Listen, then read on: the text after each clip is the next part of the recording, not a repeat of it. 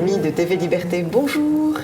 Bonjour Frédéric. Bonjour Anne. Bonjour Maxime. Bonjour Anne. Nous filons au cinéma et nous réévoquons ce grand film de Vajda en premier lieu. Ce bon film. Moi j'ai beaucoup aimé. Ce n'est pas un grand film, on ne peut pas dire un grand film. C'est un grand film par le sujet, il y a des images encore magnifiques. Et tout ce que fait Vajda, il faut le regarder, il faut aller le voir.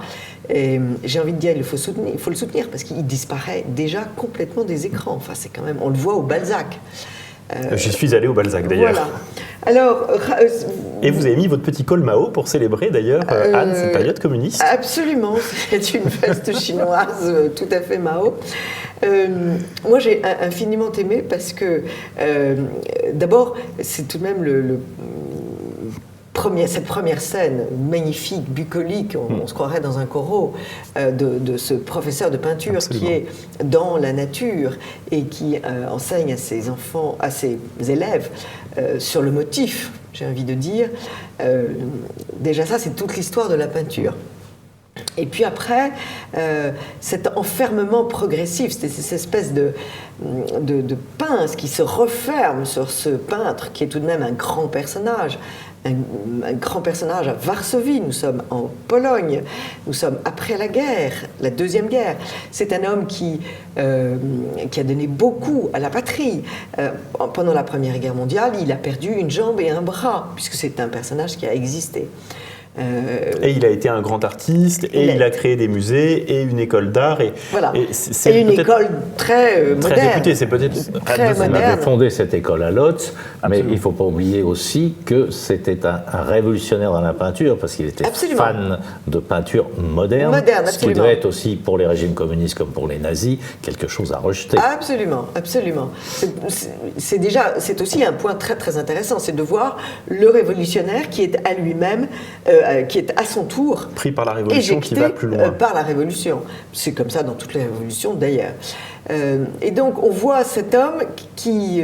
c'est un parfait exemple de l'oppression soviétique, à qui l'on retire son travail, ses bons d'alimentation, ses bons pour acheter de la peinture, sa carte d'artiste. Sa carte d'artiste. Et donc, sans carte d'artiste, vous n'avez pas le droit d'acheter de peinture. Et puis donc nous ne disons pas la fin, et qui va être de plus en plus seul, sauf que deux femmes continuent, l'une qui l'aime.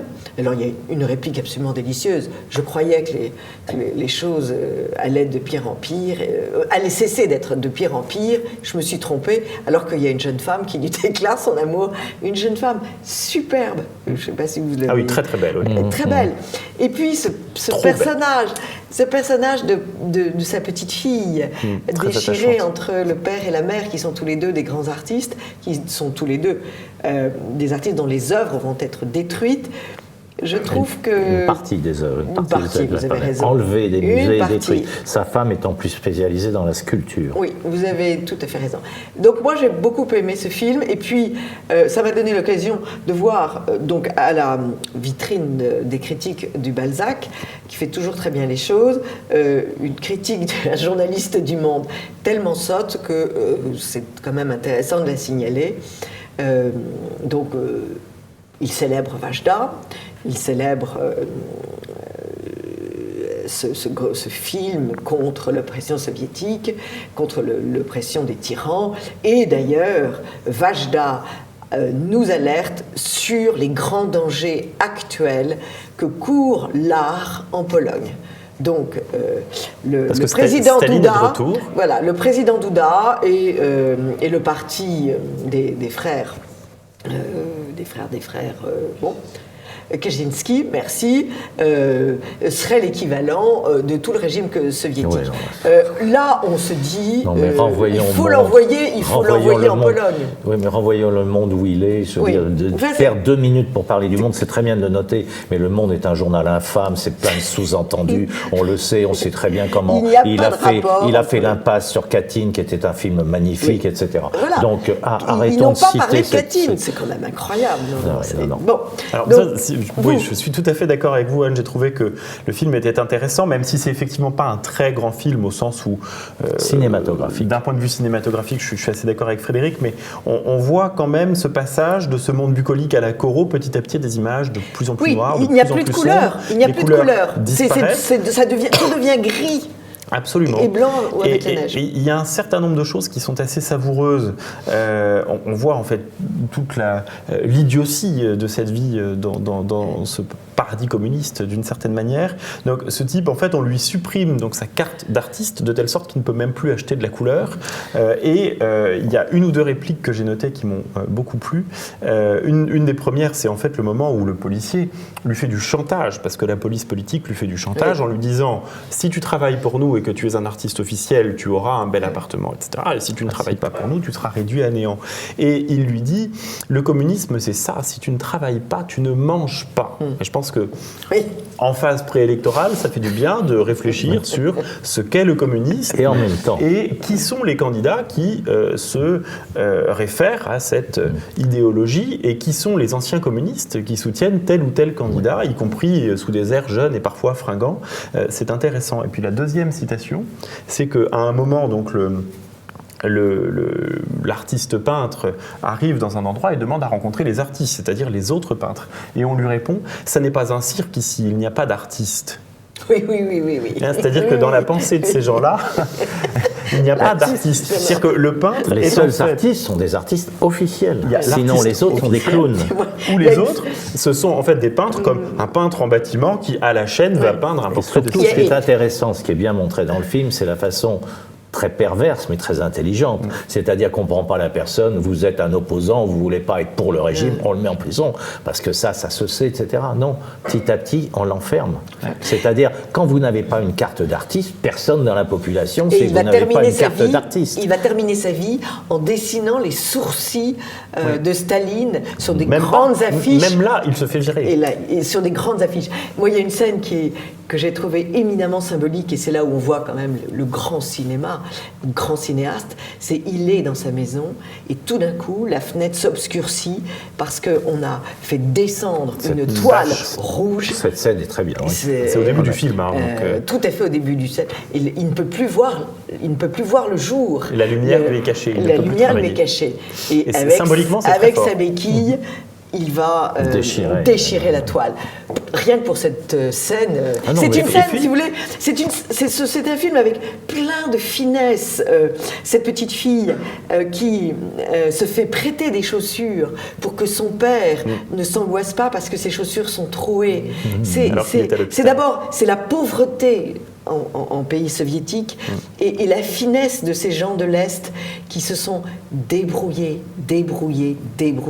Il faut lire les livres de Beata de Robien sur cette époque, puisque Beata de Robien est d'origine polonaise et elle a écrit des livres magnifiques sur la Pologne. Et puis il y a une dimension spirituelle, c'est-à-dire que évidemment c'est un message en filigrane, mais il y a notamment une histoire d'icône qui arrive, parce qu'en fait la maman meurt, donc la petite fille récupère l'icône qui est chez sa mère, le père la cache. Alors, il y a un enterrement religieux dont on voit qu'il est fait un petit peu en cachette quand même.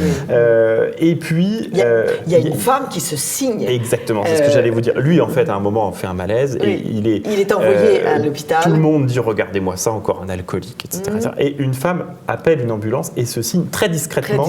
Et on voit qu'en fait, le message chrétien est celui qui permet de dépasser l'oppression communiste. Enfin, je pense que c'est très bien dit dans ce film. C'est un beau film. C'est un beau film. Bon. Et allez, il faut y emmener les adolescents. Paola. Paola. Oui. Paola. C'est un film pour pas grand-chose. Je veux dire... En cette journée du 8 mars, la journée de la femme. Du droit des femmes. La journée de la femme, la journée du chien, la journée du canari, la journée de tout ce qu'on veut. S'il vous plaît. Bon, écoutez... Vous savez qu'il paraît que c'est Lénine qui a créé la journée de la femme. Quand on entend certains discours, excusez-moi, la journée de la femme, de féminisme outrancier, etc. On est bien d'accord. Alors arrêtons. Mais c'est surtout ce film est féministe. Allez-y. Ce film aurait pu être intéressant. D'abord, c'est un sujet très difficile. Les sujets sur les peintres sont sont très difficiles. Parce que soit on doit montrer et essayer d'analyser la peinture. Je ne connais pas beaucoup de films qui ont réussi à faire ça, si ce n'est quand vous aviez Picasso qui montrait comment on avait on avait filmé, de l'autre côté de la toile pour montrer comment Picasso faisait, etc. Ça, c'est vraiment la technique. Sinon, on vous met quelques œuvres comme ça n'a pas grand intérêt. Donc, les films à ce moment-là sont sur le peintre. Alors, si le peintre a une forte personnalité, il y a eu plusieurs films sur Van Gogh, effectivement. Ce qui est le cas de Paola. Elle a une Alors, et peut-être plantons le décor. Nous sommes en 1900. Une jeune fille a une forte envie de peindre. Son père lui dit tais-toi et marie-toi. Les femmes ne sont capables que de créer des enfants. Et on a envie de dire c'est déjà beaucoup, mon gars. Mais ou alors marie-toi et dépêche-toi. Et elle s'obstine, elle va dans une école de peinture et là elle va rencontrer un grand peintre, Otto. Et c'est une histoire vraie. Cette femme, Paola Becker, a existé. Oui, elle a existé, puisqu'on dit même qu'elle a un musée en Allemagne. Oui. Elle est morte à 31 ans, très jeune. Et elle laisse 731 œuvres et des centaines de dessins. Ceci étant, on dit dans le film qu'on lui a fait un musée parce que c'était la première femme artiste qui a commencé à peindre. Voilà. Alors, ça ne veut pas dire que l'œuvre est intéressante et la femme l'est. Absolument. Si ce n'est que... Alors, effectivement, il y a des petites choses. C'est vrai qu'elle dit, pour moi, je vais être obligée en tant que femme de payer pour aller à l'académie, alors pour les hommes, c'est gratuit. Non, mais ça, on savait comment ça se passait à cette époque-là. Ceci étant, la fille est jolie, joue bien. Oui. Ça, c'est l'intérêt.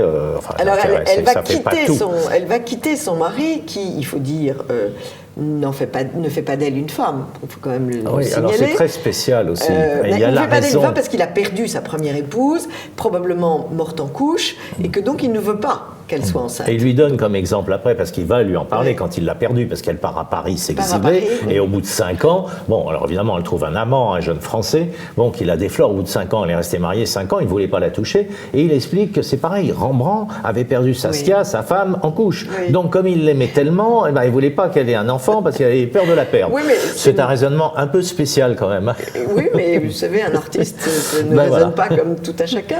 Non, moi, ça ne m'a pas du tout choqué. Ce qui m'a impressionné, c'est d'abord cette peinture des milieux artistiques en 1900, puisqu'on voit l'atelier à Paris, on voit l'atelier de Rodin, on voit Camille à un moment donné, déjà pas perdu. Ça c'est amusant. Mais ce qui est très intéressant, c'est que la réflexion sur la peinture, parce qu'elle insiste beaucoup sur elle heurte. Elle est rejetée par la communauté de peintres parce qu'elle quitte l'académie. Elle quitte l'académie. Parce qu'elle fait de la peinture, elle ne voit pas, elle quitte comme l'académie. Tous ceux qui quittent, exactement comme les impressionnistes. Vous relisez toute la peinture, dès qu'il y a un nouveau mouvement, ils sont voués aux gémonies. Donc elle a dit, moi, faire une pomme, ça ne m'intéresse pas, je la vois comme ça, je la fais comme ça. Donc c'est la liberté du peintre qui est en question dans ce film-là, plus que la peinture. Parce que, excusez-moi, ces toiles, j'en achèterais pas pour 5 centimes. Non. Mais moi, je trouve que ça va beaucoup plus loin. Je trouve que cette espèce d'affirmation je veux voir, c'est mon idée, c'est mon regard, c'est une caricature d'une certaine peinture contemporaine. Cette espèce de moi, sans arrêt, de narcissisme, qui fait qu'on arrive à une peinture, pardonnez-moi l'expression, vraiment très désagréable, que vous n'achetez pas. Non, mais il y a de tout. Je parle de ce qu'elle fait là, parce qu'il y a de tout dans le moderne, dans le contemporain. C'est une caricature de cette peinture narcissique. Parce que, excusez-moi, mais Madame Vigée-Lebrun, elle peint la nature, ça ne l'empêche pas qu'on reconnaisse sa peinture. Vermeer peint... Mais il y a tous les peintres. Je pense qu'Elisabeth Vigée-Lebrun avait un ego certain. Oui, surdimensionné. Mais n'empêche qu'elle sert le paysage. Elle embellit le paysage. Mais le problème, ça n'est pas à nous. Et les gens. On juge l'œuvre d'un peintre. Oui. Bon, mais on n'a pas à juger la façon dont il conçoit son art. L'art est libre. Si vous avez envie d'interpréter, je veux dire, c'est comme ça qu'est né le fauvisme, c'est comme ça qu'est né l'impressionnisme, c'est comme ça qu'est né le pointillisme, c'est comme ça qu'est née la déstructuration. On aime ou on n'aime pas à l'arrivée. On juge sur l'œuvre à l'arrivée. On ne peut pas dire à quelqu'un, ah, c'est de l'égoïsme, du narcissique, de dire j'ai envie de peindre comme ça. C'est la liberté de l'artiste. Dieu merci, on vient de parler les fleurs bleues. Il ne faut pas enfermer non plus l'artiste dans des critères qui sont... Mais il n'empêche que je n'ai pas pu m'empêcher de penser à... parce qu'elle est quand même... elle est quand même tragique. Elle vit avec un très grand peintre. Elle vit avec un peintre qui fait de très belles toiles. Mais qui est très académique. Et ce qui est intéressant, c'est qu'on montre la personne qui se rebelle contre ce qu'on doit lui dire. Vous devez peindre comme ça. Oui, mais elle se rebelle contre tout. Elle se rebelle contre beaucoup de choses. Elle se rebelle contre ça. Elle se rebelle aussi contre son mari qui, effectivement, ne l'a pas mise dans son lit pendant 5 ans. Excusez-moi, mais elle n'est pas de bois, la petite. Vous n'avez pas bien regardé. Ils dorment ensemble. Oui, enfin. Non, je ne vais pas rentrer dans les détails.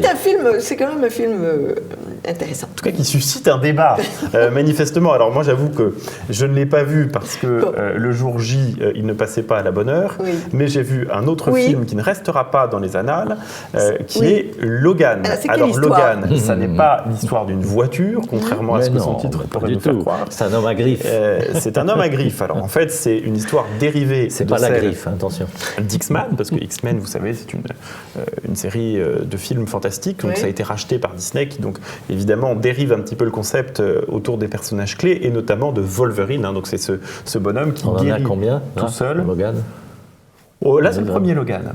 Oui, non, mais dans la série. Parce que je ne sais pas si tu sais, Fast et Furious, que tu connais, va sortir le numéro 8. Ils sont fabuleux, les Américains.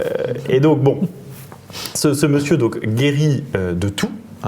Et on lui a greffé, quand il était petit, une sorte de métal dans les os qui lui donne des griffes. Donc quand il est très en colère, etc., il a des griffes qui sortent et évidemment il tue tous les méchants. C'est pratique. Et là, donc, on prend le relais de films antérieurs et donc on suit, on est en 2024 ou 2029, ce qui permet évidemment de transgresser à peu près tout. Et on suit ce bonhomme qui est donc maintenant un peu vieux, étant donné qu'il est né dans les années 20 ou 30, donc il commence à avoir quelques années, mais encore fringant. Il a l'air d'avoir 45 ans à tout casser. Et il a du mal à cicatriser, il est tout fragile. Et son rêve, il vit dans une espèce de ferme abandonnée, c'est en gros de finir sa vie sur un bateau jusqu'au jour où débarque une espèce d'infirmière qui a sorti d'un lieu au Mexique dans lequel on fabrique des mutants qui seront des super soldats et on lui fait parvenir entre les mains une fille qui est en quelque sorte sa fille, au sens où c'est ses gènes à lui qui ont été réutilisés, qui a les mêmes propriétés, c'est-à-dire qu'elle aussi a des griffes, etc. etc. Et évidemment, donc, ça va être ces deux-là contre tous les méchants qui essayent de les tuer pour récupérer ces enfants mutants. Alors, je vous passe les aventures des uns et des autres qui aboutissent à des scènes de charcuterie à côté desquelles je pense que les abattoirs de Rungis feraient figure d'Éden pour végétariens. Alors cette petite fille a un rôle assez faible puisqu'en fait elle ne parle pas, en tout cas pendant toute la première partie du film, et elle doit égrener une dizaine de phrases en tout. Là où ça devient un peu plus intéressant dans le message qui est envoyé, c'est qu'en fait, à la fin, Logan meurt, et en fait toute la question c'est de savoir s'il est vraiment mort ou pas vraiment mort. Donc il a aidé les enfants à s'en sortir, les enfants, il est mort, les enfants l'enterrent, il y a un petit tas de cailloux avec une croix. Évidemment, qu'est-ce qui se passe à la fin? C'est que la petite fille prend la croix, l'enlève et la renverse. Alors, est-ce un message satanique? Surtout cette croix qui est donc, je fais le schéma à l'écran, cette croix qui est donc comme ça, la petite fille la met comme ça, c'est donc le X de X-Men. Comprenez-vous, qui apparaît. Donc, est-ce que en transformant la croix du Christ en croix des X-Men, ça va permettre à Logan de ressusciter enfin ou pas? Donc, la suite évidemment au prochain épisode. Donc, si vous êtes évidemment un grand fan de charcuterie, vous pouvez tout à fait aller le voir. Surtout que là, Logan découpe, mais la fille de Logan découpe aussi avec ses mains et ses pieds. C'est-à-dire, on est charcutier de père en fille. C'est donc charcutier de père en fille. Logan. Et je trouve que à l'heure de la journée de la femme, alors est-ce que peut-être autre option, c'est que Logan est définitivement mort, mais il va y avoir un successeur qui sera cette petite fille qui, à son tour, donc c'est donc la femme qui maintenant va charcuter tous les méchants. C'est une autre option qui s'offre à nous. Alors, un autre film qui sort aujourd'hui, qui s'appelle Kong. Kong, dans la catégorie charcuterie, absolument. Ah non, c'est pas charcuterie, là, ce sont les c'est grosses, pire encore. C'est les grosses. Non, c'est pas inintéressant, mais je mets un mais évidemment. Après le dernier film sur King Kong, bon, alors le premier de 36 qui pour moi était une merveille. Ensuite, il y a, mais j'aime le genre, hein, il y a quand c'est bien fait. Il y avait celui de Peter Jackson qui est quand même un grand metteur en scène, qu'il avait fait il y a une douzaine d'années. Et là, bon, c'est une espèce de franchise qui continue. D'ailleurs, le prochain, on sait, ça va être King Kong contre Godzilla. Alors, le scénario est assez débile. Les acteurs, Samuel Jackson, on a pris Samuel Jackson parce qu'il faut quand même essayer d'attirer un peu le chaland. Il commence à vieillir, il y a il est pas très bien, il joue pas très bien, et l'actrice, une petite actrice qui a pas dû être payée très cher, qui joue comme un pied.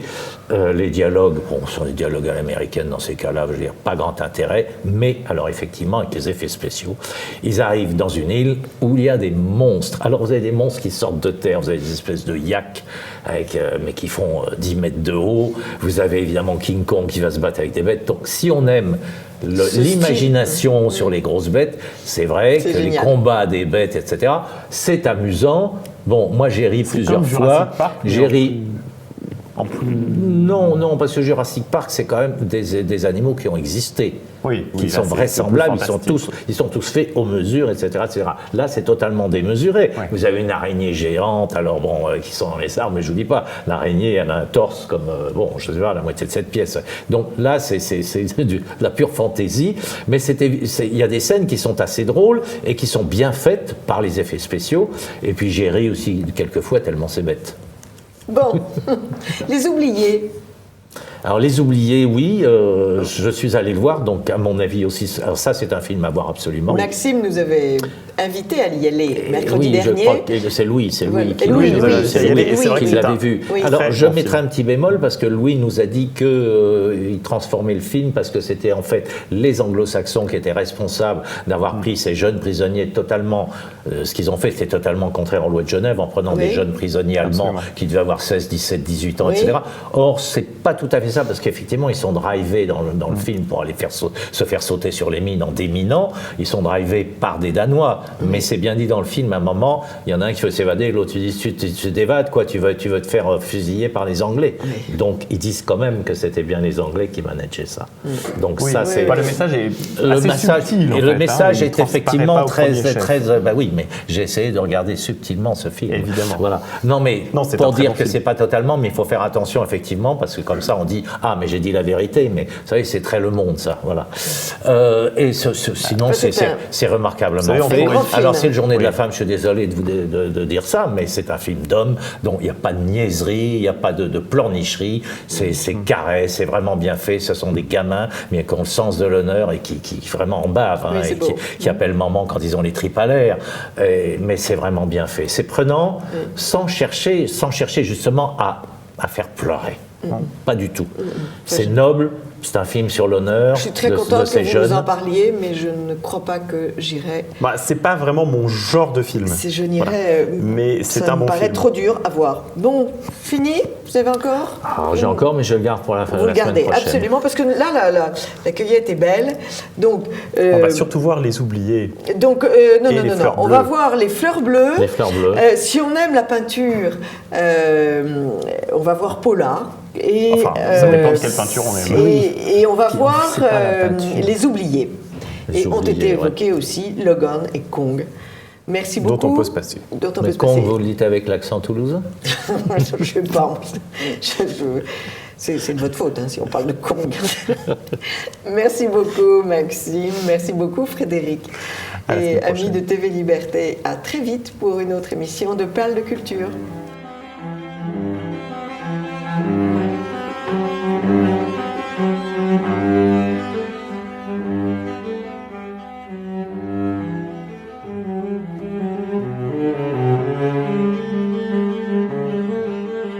Amis de TV Liberté, bonjour.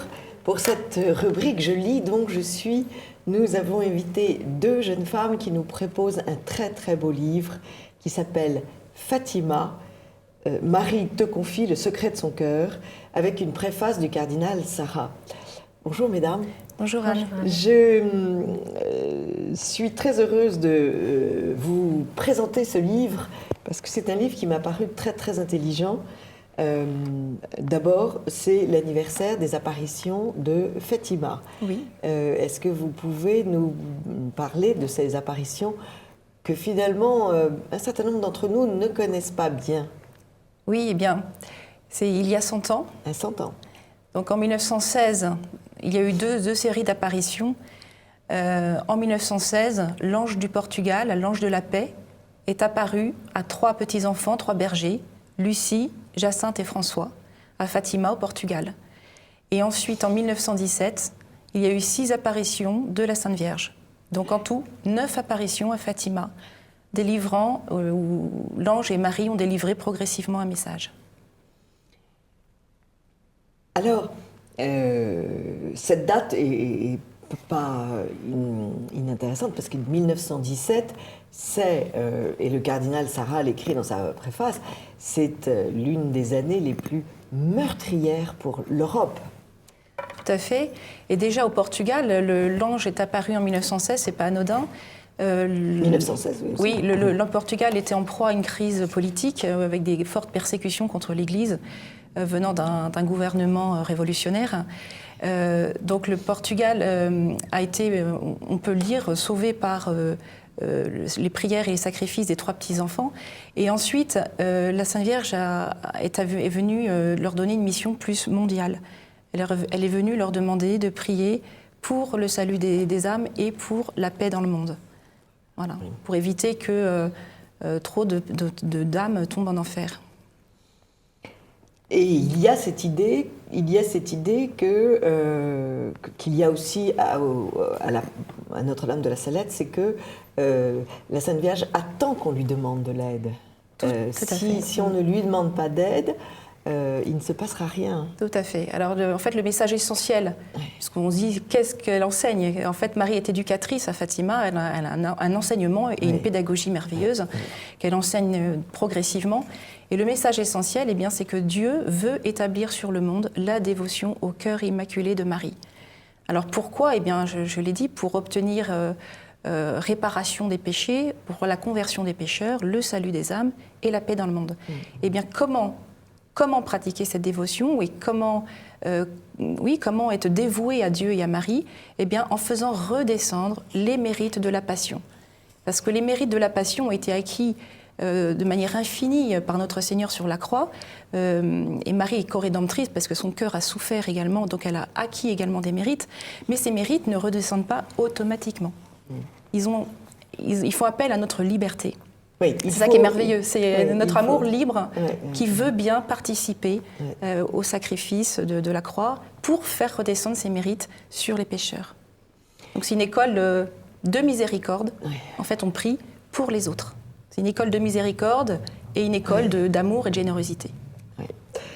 Alors, cette pédagogie de l'ange d'abord et puis de la Vierge, vous l'appliquez dans votre livre parce que la structure du livre est très originale. Oui.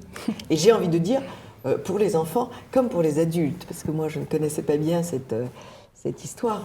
Je savais bien sûr que j'étais au courant de ces apparitions, mais ce que la Vierge avait dit, je n'avais jamais approfondi le sujet. Et votre méthode est extrêmement efficace, même pour les adultes. Pouvez-vous nous en parler ? Eh bien, nous avons, en fait, à l'origine du projet, il y a un père de famille, Stanislas Muel. Oui. Moi, je ne fais que retranscrire. Oui, parlons de lui d'ailleurs, parce que c'est lui qui est l'initiateur du projet. Et qu'est-ce qui s'est passé ? Il est parti à Fatima. Oui, il est parti à Fatima. Il est parti en famille. En famille, c'est ça. Il a une très belle famille. Et ses enfants, en fait, il a raconté donc tout le message à ses enfants. Il a lu et il a été frappé de voir combien ses enfants étaient réceptifs. Oui. Et leur cœur était vraiment touché. Oui. Ils avaient envie de prier, ils avaient envie d'offrir des sacrifices par amour pour Dieu et pour les pécheurs. Ils avaient vraiment été touchés par ce message. Et donc il s'est demandé comment est-ce possible. Et donc il s'est dit, il y a vraiment il n'y a pas d'autre solution. Marie est une très bonne éducatrice et elle a une très belle pédagogie. Elle enseigne progressivement des vérités de la foi et de façon répétitive, comme une maîtresse. Donc en fait, dans ce livre, on est à l'école de Marie.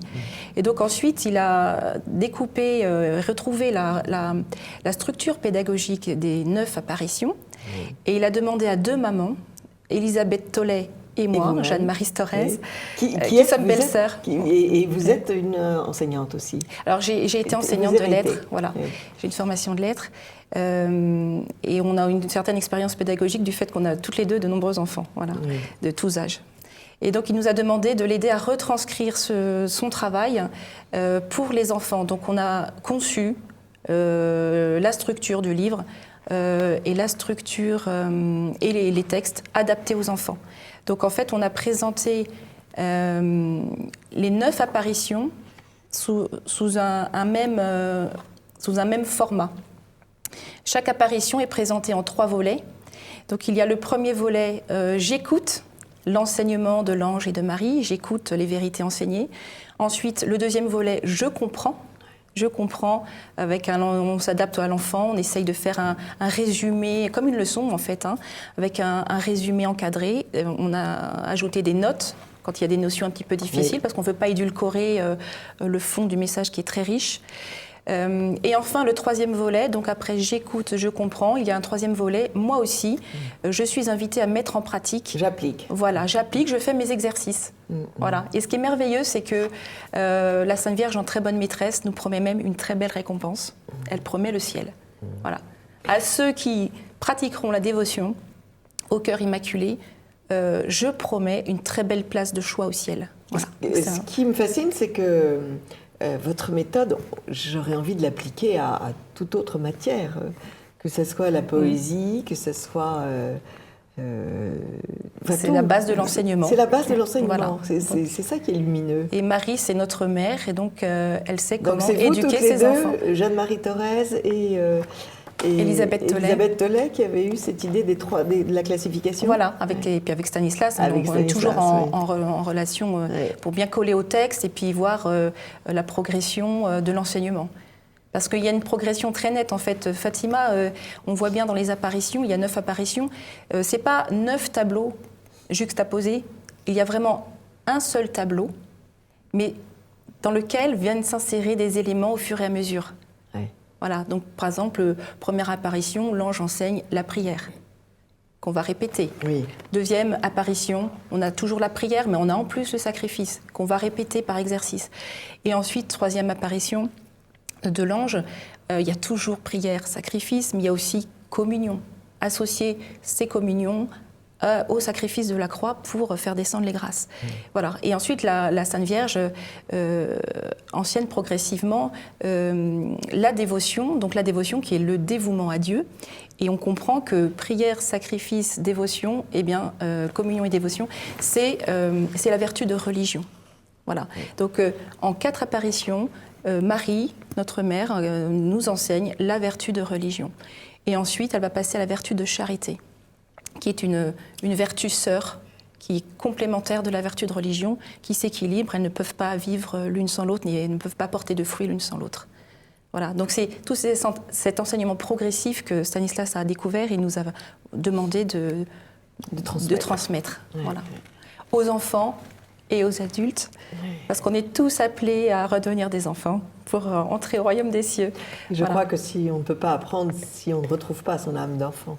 Je pense que dans l'acte d'apprendre, il faut rester un enfant de 7 ans, parce qu'il faut, d'abord, savoir qu'on ne sait pas, sinon on ne peut pas rester apprendre. Humble. Rester humble. Et puis il faut cette ouverture, il faut cette envie, il faut cet émerveillement, j'ai envie de dire. Donc si on apprend, on a forcément une âme d'enfant. Et une certaine docilité aussi. Et une certaine docilité, oui. Oui, les gens à la nuque raide n'apprennent rien. Ouais. Et vous, alors, Marie Storez, vous avez eu cette tâche très importante de dessiner, de faire ces illustrations. On m'a dit que vous étiez spécialiste d'enluminure. Oui. Alors comment est-ce que ça, on vous articulez ce métier d'enluminure et ce que vous avez fait comme dessin? Alors, justement, quand Stanislas Muel m'a fait appel pour réaliser ce projet, il a évidemment tenu compte du fait que j'étais enlumineur. Et il s'est dit, comme il voulait retranscrire justement cette pédagogie, il a pensé que l'enluminure était bien placée pour retranscrire cette pédagogie. Pourquoi? Parce que l'enluminure a cette fonction ornementale qu'on connaît, mais parce que... Pédagogique, elle enseigne. Mais voilà, surtout pédagogique. Quel genre d'enluminure vous faites? Donc l'enluminure, c'est donc l'art du Moyen-Âge. Oui. Donc je fais des copies de manuscrits du Moyen-Âge. C'est ça. Et puis des créations plus modernes. Oui. Vous avez un site? J'ai un site. Oui. On va vous réinviter pour parler spécialement de votre métier, c'est promis. Alors, si l'on prend par exemple le très beau dessin page 16, je comprends que l'on peut demander pardon à la place des pêcheurs. Alors, on voit nos petits enfants à genoux, on voit une prison, un homme attaché par des chaînes. Un pêcheur. Qui représente le pêcheur. Voilà. Et Dieu au-dessus, les bras grands. Voilà, donc les enfants prient. Leurs prières sont représentées par... les rubans. Voilà, par les rubans. Là où la fumée, comme on peut l'interpréter comme on veut. Oui. Voilà, la fumée de leur prière qui monte vers Dieu, qui passe vers Dieu, et qui passe par Dieu, et qui redescendent en grâce pour les pécheurs. Sachant que le prisonnier était, pour moi, symboliquement représenté un pécheur, puisque un prisonnier a forcément fait quelque chose de mal. Donc voilà, tout est dans la chaîne du péché. Et voilà, enchaîné par le péché. Donc évidemment, j'ai fait quelque chose de... je me suis servi de l'enluminure, de l'art de l'enluminure qui est rempli de symboles, pour faire ces illustrations. Alors, ce n'est pas à proprement parler des enluminures, mais j'ai fait quelque chose de beaucoup plus épuré pour que ce soit plus simple à comprendre pour les enfants. Mais il y a, comme dans toute enluminure, il y a un arbre. Voilà, il y a un arbre, des couleurs. Le ciel. Des couleurs vives, de la lumière. Et des positions très différentes. Les trois enfants ont des gestes très, très différents. Oui. L'une a les mains jointes, la seconde est prosternée, et le troisième a les mains plus bas sur la poitrine. Oui. Plus contemplatif. C'est vraiment, très... C'est vraiment très, très symbolique. Vous faites aussi intervenir les parents. Oui. Parce qu'on voit des parents à genoux. C'est très important parce que ce livre sert pour les enfants, mais va aussi servir aux adultes. C'est un livre qu'on lit avec ses parents. Oui. C'est sûr, oui. Voilà, donc il faut que ça touche tout le monde. Ou avec son professeur de catéchisme. Mais... Oui, ou sa maîtresse. Il y a beaucoup de maîtresses qui le lisent en classe. Et les enfants en réclament. Donc en fait, ce n'est pas un livre comme les autres, déjà du fait de sa pédagogie, de sa structure. C'est vraiment un manuel d'apprentissage de la dévotion au cœur immaculé. Voilà, c'est pas un livre d'histoire. Alors, représenter un personnage céleste, c'est quand même très compliqué. C'est difficile. On téléphone à Fra Angelico, on lui demande son secret. Ah, on s'en inspire. Parce que Fra Angelico était enlumineur. Fra Angelico était enlumineur, absolument. Donc voilà, ça passe par la lumière, par le choix des couleurs, qui est très important, des couleurs vives. Et puis une espèce de translucidité. Et voilà, alors parce que Lucie a répété de nombreuses fois que la Vierge et l'ange, mais surtout la Vierge, était lumière. Elle l'a dit plusieurs fois. Oui. Donc il fallait retranscrire qu'elle était lumière et qu'elle était du cristal. Et donc, il fallait essayer de retranscrire cette transparence. Voilà, et ça, c'est une des techniques de l'enluminure, la transparence par le blanc. Et alors, un réalisme très très fort, puisque je vois cet extraordinaire tableau avec cette petite fille qui essuie les larmes de Jésus crucifié. Oui, c'est très fort comme image. Voilà, il fallait quelque chose de On n'avait jamais vu ça. J'ai beaucoup vu d'enluminure, j'ai beaucoup vu de tableaux religieux, mais il me semble que vous avez inventé une scène là. Oui. Enfin, d'habitude, ce sont des adultes qui essuient le visage du Christ. Oui. Et un enfant, c'est la première fois. Bah là, c'est vraiment... J'ai créé les dessins en fonction de ce que je ressentais vis-à-vis du texte. Et voilà, et ça, par exemple, c'est la première idée qui m'est venue. Parce que c'était aussi la fonction de François. François veut, tout au long des apparitions, il veut consoler le Christ. Donc voilà, pour moi, c'était naturel de représenter un enfant qui veut consoler directement Dieu en lui essuyant ses larmes. Il est beau comme un dieu, votre petit François. C'est un petit brun, c'est un petit portugais. Il est très très beau et très... tous vos personnages sont très incarnés. On ne les verrait pas en Normandie. Ils ont les yeux très bruns, et puis ce goût de la dentelle. Oui, alors ça vient de l'enluminure, le détail. Oui, mais il y a beaucoup de dentelle aussi au Portugal. Ah oui, tout à fait. Pour le voile de la Vierge, c'était un choix... Et puis, toute cette évocation de la guerre, cette église qui explose parce qu'une bombe tombe sur elle, qui envoie un message extrêmement d'actualité, puisque bien des églises sont bombardées aujourd'hui. Les enfants ont besoin de voir cette représentation du méchant qui détruit Dieu, qui détruit... Donc, symboliquement représenté par une église qui s'attaque à la religion. Et Jeanne-Marie, vous envisagez de donner une suite, parce que je trouve que votre technique est tellement efficace et tellement lumineuse, on a l'impression que cette méthode devrait avoir toujours existé, tellement elle s'impose. Est-ce que vous avez depuis que ce livre est publié, est-ce que vous avez... Pour l'instant, il faut en faire la promotion, donc... Vous travaillez sur celui-là. Oui. Voilà, l'idée c'est au-delà de vendre ce livre, c'est de vraiment répandre cette dévotion. La bonne nouvelle de l'évangile, du salut des âmes. Oui. Et ça ne sert à rien de vouloir la paix dans le monde sans cette conversion des âmes et cette descente des grâces sur les pécheurs et sur les autres. Voilà. Donc appliquons, où en sommes-nous? Donc à travers les enfants, le message s'adresse à nous, à tous les membres du corps mystique, de l'Église. Nous avons une mission, chacun a une mission pour porter la bonne nouvelle et pour assurer le salut des autres. Surtout que les livres de catéchisme pour enfants ne sont pas pléthores, ni toujours d'une grande efficacité, oui. Donc là, ni d'une grande spiritualité. On a essayé de faire quelque chose de plus complet possible. Donc c'est vrai qu'on s'adresse aux enfants de 6 à 12. Après, chacun prend l'enseignement d'après sa propre formation et là où il en est. Mais sachez que dès 3-4 ans, moi j'ai une petite de 4 ans, elle est fascinée.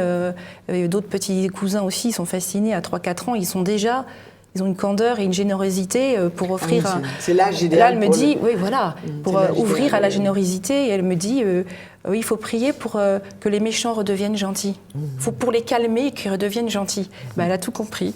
Voilà. Et après, on aura la paix. Mais il faut d'abord cette conversion du cœur. Et donc, pour revenir à le projet... un projet futur. Pour l'instant, voilà, on se concentre sur Fatima, répandre cette dévotion pour le centenaire et bien évidemment au-delà du centenaire, et la répandre à travers le monde. Donc on a lancé une traduction anglaise et espagnole. Oui. On aimerait lancer une traduction portugaise et nous cherchons des éditeurs. Voilà, appel. Donc l'appel est lancé. Voilà. Et sinon, nous avons trouvé déjà un éditeur en allemand. Voilà. Donc petit à petit. Et en Russie, non? Ah c'est un projet aussi, oui, bien sûr, pour la conversion et la consécration de la Russie. Oui. Et puis ce livre a un très joli format, c'est ce qu'on appelle un format à l'italienne. Et c'est un livre très très joli. Fatima, donc. Illustration de Marie Storez, texte de Elisabeth Tollet et Jeanne-Marie Storez sur une idée, un travail de Stanislas Muel. Et on donne peut-être l'éditeur, tradition monastique. Oui. Donc vous pouvez le trouver directement, tradition-monastique.com. Sinon, il est en vente dans les procures. Oui. Vous tapez le titre sur Internet et il y a différents supports. Sites, voilà. On peut citer Livre en famille. Livre en famille, bien sûr. Chiré, les éditions de l'Emmanuel, quoi d'autre, même Amazon. Leclerc, vous pouvez le commander directement dans votre Leclerc. Enfin voilà, vous tapez le nom et vous avez différents moyens de vous en procurer. Eh bien, merci à toutes les deux d'être venues nous présenter cette belle œuvre. Et nous vous recevons ultérieurement, Marie Storez, pour évoquer votre activité.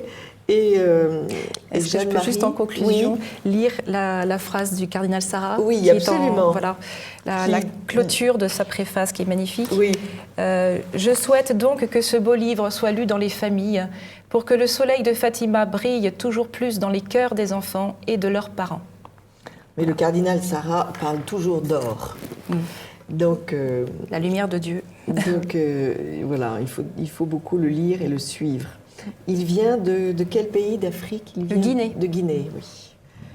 Et donc, un pays qui a connu beaucoup de martyrs chrétiens. Oui, et notamment sous la dictature communiste de Sékou Touré. Sous Sékou Touré, voilà, bien donc évidemment. c'est vrai que le cardinal était très...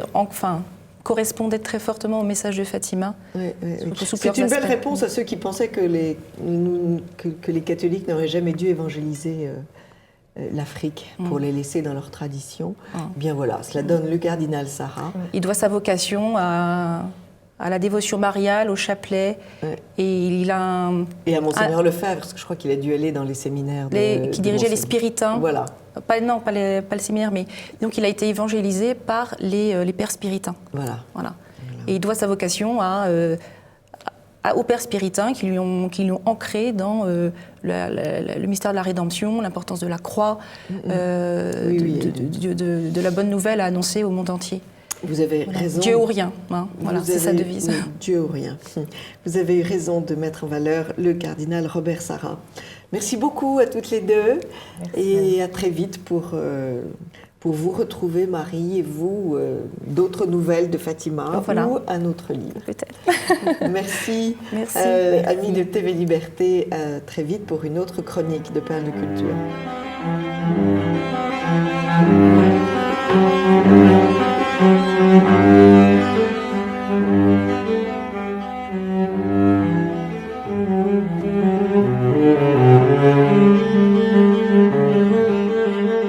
Amis de TV Liberté, bonjour.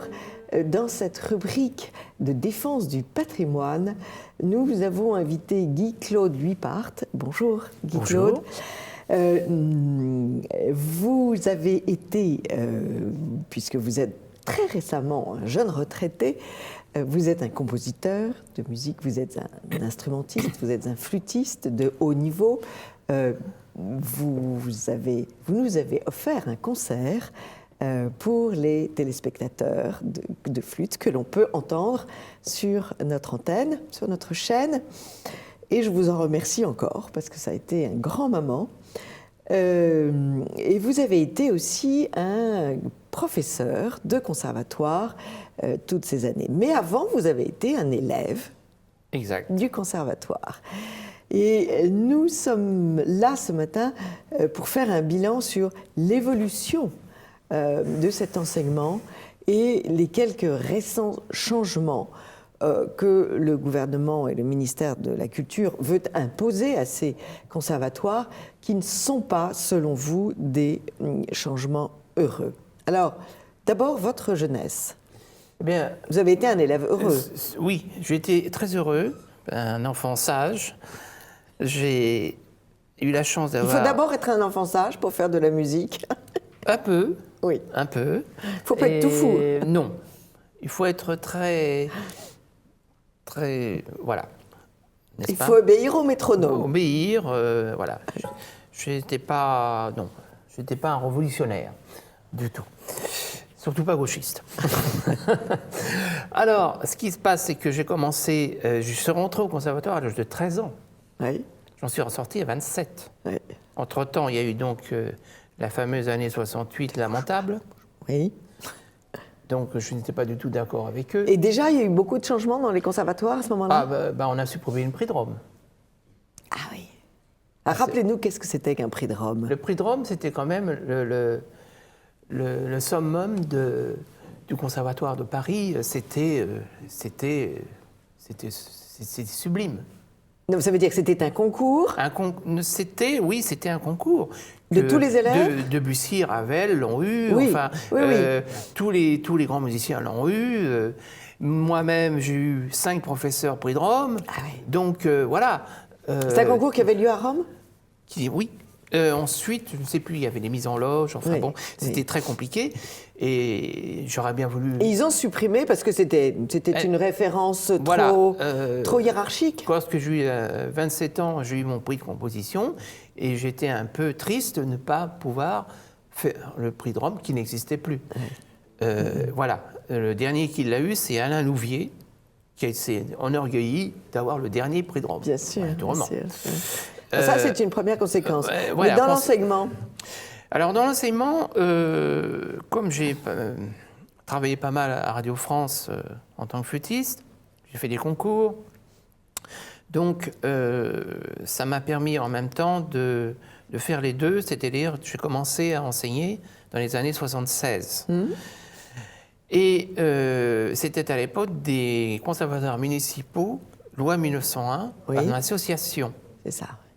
Et ces conservatoires étaient très intéressants dans le sens qu'on était peut-être très mal payés, mais c'était très agréable. Vous étiez très libre? On était très libre. Le directeur était là pour subvenir aux besoins de tout le monde et les professeurs étaient nommés par le directeur, ce qui n'est plus le cas maintenant.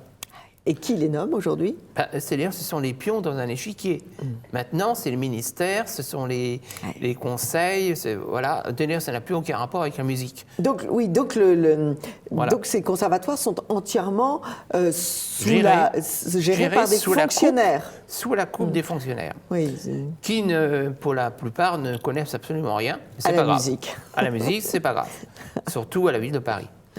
Mais ils estiment qu'ils sont bien supérieurs aux musiciens. Ah bah oui, on peut peut-être sortir de l'ENA, et encore ceux qui sont au-dessus de nous ne sortent absolument pas de ces grandes écoles. En général, c'est d'anciens des syndicalistes qui foutent un petit peu le bazar, et voilà ce que ça donne. Voilà. Donc je reviens à ce que je disais, nous étions très heureux. Des conservatoires très libres. Très libres. Jusqu'au dans les années 90, nous avons été agréés, titularisés pour certains. Donc, c'est quand même bon. On était mieux payés. C'était bon pour votre quotidien. Voilà, pour le quotidien. Dit La Fontaine, attaché, dit le voilà, loup. Voilà, nous avions. Vous avez été attaché. L'épée de Damoclès au-dessus de nos têtes, qui fait qu'au fur et à mesure des années, les directeurs ont eu de moins en moins de pouvoir. Et ça a été ce que ça donne. Voilà. Maintenant que j'ai pris ma retraite, je peux vous avouer que d'ici quelques années, ça ne s'appellera plus des conservatoires, mais ça s'appellera animation culturelle. C'est ça. Oui, voilà. Conservatoire, déjà, c'est des consonances de très droitière. Enfin, on conserve quoi? Oui. Alors, le problème, c'est pas ça. C'est qu'ils veulent rentabiliser le système. C'est-à-dire, vous avez, par exemple, dans une école, 30 gamins avec un professeur. C'est rentable dans une école, qu'elle soit maternelle, ce que vous voulez, lycée, tout ce que vous voulez. Bon. Dans un conservatoire, vous avez un professeur, un élève. Pour un élève, oui. Donc ils veulent rentabiliser la chose. Voilà, ils veulent régler. Alors, ce qui est assez amusant, c'est que je rigolais l'autre fois lorsque je disais on peut très bien mettre Blanche-Neige et les 7 nains autour d'un piano et s'amuser autour. Oui. Ça serait amusant. Oui. C'est pas le cas. Non. C'est pas le cas, naturellement. Oui. On ne peut prendre qu'un seul élève pendant une demi-heure, le faire. Et avec avec les parents qui interviennent et qui écoutent les cours, même s'il y a d'autres élèves qui viennent écouter les cours, ce qui n'est plus le cas maintenant. Et les parents ne peuvent plus venir. Ne peuvent plus rentrer dans la classe. Oui. On ne doit plus donner le numéro du professeur aux parents d'élèves. Ah oui, alors qu'avant, il y avait un Et si on veut prendre rendez-vous, c'est sur Internet. Ah oui. C'est cocasse. Donc voilà ce qui se passe. C'est très contradictoire parce que dans toutes les circulaires que vous m'avez données à lire, on a l'impression qu'il ne faut plus laisser l'élève solitaire en face du professeur pour éviter tout problème. C'est très contradictoire. Très problème de perversion. Oui, de perversion qu'on a imaginé. Moi, en 42 ans, j'en ai jamais vu. Oui. J'ai jamais vu de professeur. Ça reste quand même l'exceptionnel. Exceptionnel. J'ai mis de professeurs autour de moi. J'ai pas. J'ai peut-être pas fait attention. Et puis il y a 40 professeurs. Il y a 40 professeurs de l'Éducation nationale qui viennent de se faire rattraper par leur comportement. Et ils avaient des classes, ils avaient des grandes classes. Donc, c'est pas parce que vous êtes seul avec un élève que... Exactement, c'est pour ça. Et moi, je me suis toujours arrangé, surtout les dernières années, avec ça, à avoir les parents d'élèves qui viennent, écouter l'élève, bien sûr, et à les faire jouer ensemble avec un autre élève qui arrive. Voilà. Donc, moi, j'ai la chance... Comme malheureusement la plupart des professeurs ne le sont pas, j'ai la chance de pouvoir accompagner mes élèves à la classe que je fais, et je continue à le faire pour certains élèves qui viennent chez moi, pour les accompagner. Mais c'est exceptionnel. Normalement, un professeur d'instrument ne l'accompagne pas. Alors que c'est le bonheur parfait, parce que quand on joue de la musique, c'est pour être accompagné. Alors qu'un instrumentiste, normalement, devrait savoir au moins jouer un clavier pour leur apprendre au moins dans leur... Et c'est pas le cas ? C'est pas le cas maintenant ? Absolument pas. Ah oui. Dans leur vie, apprendre au moins à jouer un peu de clavier pour accompagner leurs élèves, ce qui n'est plus le cas. Ce qui n'est plus le cas. Donc le niveau baisse tranquillement. Voilà, exactement. Mais j'ai eu pendant mes meilleures années, entre 75 et 90, ce sont pour moi mes plus belles années au point de vue élève. Bien sûr. J'ai quand même des élèves, par exemple François-Xavier Roth, qui est devenu chef d'orchestre maintenant, qui dirige en Allemagne. C'était un de mes anciens élèves qui était très doué. J'en ai un à Bogota. Et à l'époque, ce qui était amusant, c'est qu'il y avait le prix de la ville de Paris. Et c'était tellement fort que les élèves du CNSM, du Conservatoire de Paris, s'amusaient à faire ce concours. Bien sûr, bien sûr. On leur interdisait d'ailleurs de le faire parce qu'ils étaient très forts. Voilà. Alors, ce qui apparaît très clairement dans toutes ces circulaires, c'est que c'est l'élimination de l'enseignement haut de gamme, afin de mettre fin à l'élitisme. Pas d'élitisme. Alors ça, c'est pas bien, l'élitisme. C'est-à-dire de l'animation. C'est pas bien. Donc de l'animation. Oui. Voilà. Ouais. On en est là. Et ne vous étonnez pas qu'il y ait des écoles privées qui fleurissent partout. Bien sûr. Qui, elles, sont sérieuses. Bien sûr. Je ne parle pas de l'école normale qui est une institution, mais c'est un peu ce genre-là. Bien sûr. Ça continuera ça perdurera. Automatiquement. Alors, donc fin de l'enseignement haut de gamme, alors que si on fait de la musique, c'est forcément à un niveau très sérieux et de façon très sérieuse. Pas forcément. Pas forcément. Alors, vous avez des élèves qui sont pas très doués, mais qui s'intéressent à ce qu'ils font et qui s'accrochent. Oui, et qui sont réguliers. Et ça, c'est très intéressant. Oui, mais ce qu'il faut, c'est tout de même une certaine régularité. Ah, il faut. Sinon, il n'y a pas. Il faut. Alors, donc, élimination de l'enseignement haut de gamme. Et puis alors, on voit bien sûr que tout l'accent est mis sur... Il y a deux accents qui sont mis sur, la création dite contemporaine. Oui, absolument. Mozart et Schubert, c'est démodé. On élimine non pas le baroque, ni le romantisme, ni le moderne. On élimine surtout les compositeurs vivants qui veulent continuer à écrire en tradition. Oui, c'est ça. Voilà. C'est ça. C'est comme, on veut absolument éliminer ce genre-là. C'est comme en peinture, on élimine toute la peinture figurative. Voilà. Une petite parenthèse, depuis le décès de Pierre Boulez, j'entends souvent dire « Ah, enfin !» Oui. C'est bizarre, mais c'est comme ça. Bien sûr, bien sûr. Alors, une aide exclusivement réservée à l'acquisition d'œuvres d'art contemporaines, et puis aussi les musiques régionales ou les musiques ethniques. Alors là, c'est très très à la mode aussi. C'est-à-dire que moi, je suis assez éclectique, dans le sens que j'admets tout le genre de musique. Bien sûr. Sauf, sans exagérer, je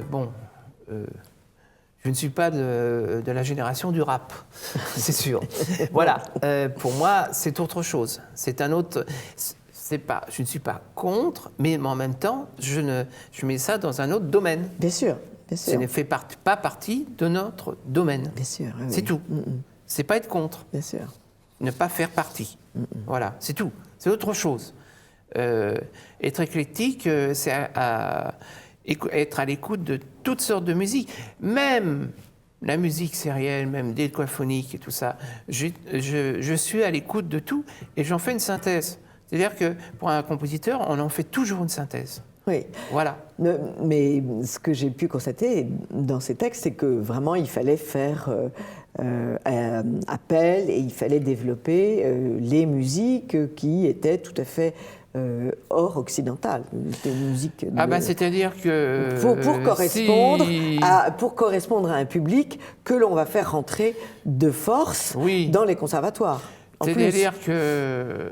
Et comme les places sont très chères... Si vous faites chanter des chants de Bach, la Passion selon saint Matthieu, ou dans un conservatoire, vous en avez la moitié qui ne veulent pas chanter cela. Pourquoi ? Parce que ils sont musulmans et que les parents refusent, c'est tout. Ah oui. Oui, ça, oui, donc c'est incompatible en fait. Ça ne date pas d'hier. C'est incompatible. Parce que moi j'ai vu le cas il y a 20 ans. Ah oui ? Ah oui, vous avez été... Vu le cas il y a 20 ans, et les directeurs étaient furieux. Voilà.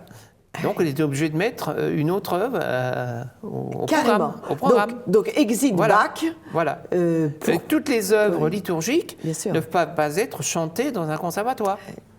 C'est énorme. C'est énorme. Alors, j'ai vu aussi, puisque vous avez eu la bonté de me faire envoyer le budget de la culture, budget prévisionnel de la culture dans les Hauts-de-Seine, il n'y a absolument aucune part laissée à la conservation du patrimoine. Oui. Donc, on va créer encore des médiathèques, des machins, des gros cubes pour soi-disant faire de la culture, et on va laisser crouler l'église d'à côté. Oui, c'est aucun problème. C'est exact. Et aucune exigence pour ce qui est de conserver ce que nos ancêtres ont construit. Notre patrimoine occidental. Notre patrimoine occidental, voilà. C'est ça surtout. On détruit des églises. Et on les détruit, bien sûr. On détruit. Moi, je suis chrétien, je sais. Et j'estime que ça me fait un peu mal au cœur de voir ce genre d'état. Bien sûr. Oui, c'est sûr. Oui. Moi, j'ai revu les anciennes photos, d'ailleurs, de Notre-Dame de Paris. Quand je vois l'état de certaines églises, elles étaient beaucoup mieux entretenues à l'époque que maintenant. Ah oui, non, il y a un petit problème. Il y a un petit problème, et Maxime Gabriel dirait même un gros problème. Mais ça, nous l'avons beaucoup abordé dans notre séquence patrimoine sur Perles de culture. Et je pourrais même, une petite parenthèse, bientôt, on sera obligé de s'excuser d'être occidental. Absolument, et chrétien. Voilà, surtout. Des mots de conclusion, Guy-Claude Luypart, sur cet enseignement de la musique dans les conservatoires ? Ce que j'ai aimé, c'est que vous disiez que, de toutes les façons, si les conservatoires ne remplissent plus cette mission d'enseignement sérieux, des écoles vont se former pour... Oui, la nature a horreur du vide. C'est ce que je suis en train de faire d'ailleurs, personnellement. Oui, et ça intéresse beaucoup de parents d'élèves. De créer une école, de créer une structure. École, ça intéresse beaucoup de parents d'élèves qui prennent conscience de ce qui se passe. Et donc vous allez reprendre une association de loi 1901 ? Oui. Ce qui est terrible, c'est que les parents sont frustrés de voir leurs enfants apprendre un instrument sans voir ce qui se passe. Bien sûr. C'est en fait de la robotisation de notre époque. Bien sûr. Alors c'est horrible. Nous sommes quand même, le milieu musical est ouvert et non pas fermé comme on veut le faire. On l'enferme dans un carcan.